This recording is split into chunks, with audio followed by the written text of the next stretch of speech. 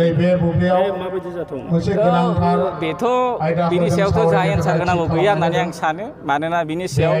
बर' रायजो राजाफोरा गोबां बिनि सायाव हयथ' साननानै बिजिरनानै नायबाय मानोना दुलाराय बर' फरायसा आफादजों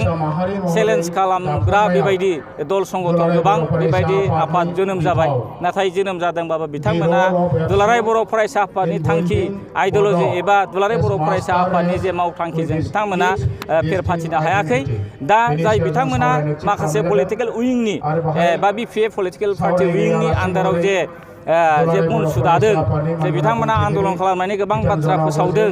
दा बे बाथ्राखौ नोजोर बोनानै जोंहा माखासे बिदिन्थि दं गोबां समाव बेबायदि बिएसइउ दालांबाय बा बेबायदि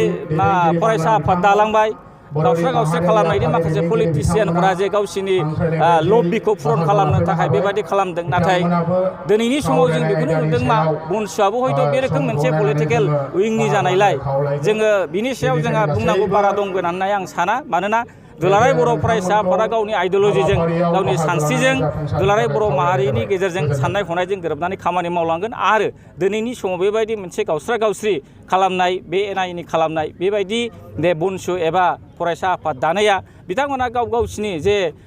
थांखिखौ जे पुरन खालामनो होननानै फैदोंमोन नाथाय बिथांमोना बेयावनो जोङो दायो जों बुंनो हायो जे दुलाराय बर' फरायसा आफाद बायदि बिथांमोना खुनु दिन खामानि मावनायनि बेबायदि टेन्डेन्सि गैया आरो एबा दुलाराय बर' फरायसा आफादनिफ्राय साबसिन हामसिनै खामानि मावनानै देखायनो हायोब्ला हयथ' बर' रायजो राजाफ्रा बिनि सायाव सानगोन दायो जिबायदि पलिटिकेल मोनसे उइंखौ लानानै बिथांमोना जे खामानि मावनो नागिरदों बे गमामा मोनसे थांखि गैयै मोनसे आफाद आरो बे आफाद बेबायदि थांखि गैयै आफादा कुनु दिन बर' माहारि बादि दुलाराय बर' फरायसा आफाद बादि जातीयताबादनि सानस्रिखौ लानानै खामानि मावनो हानाय बिथांमोनाव कुनु जैग्य गैया।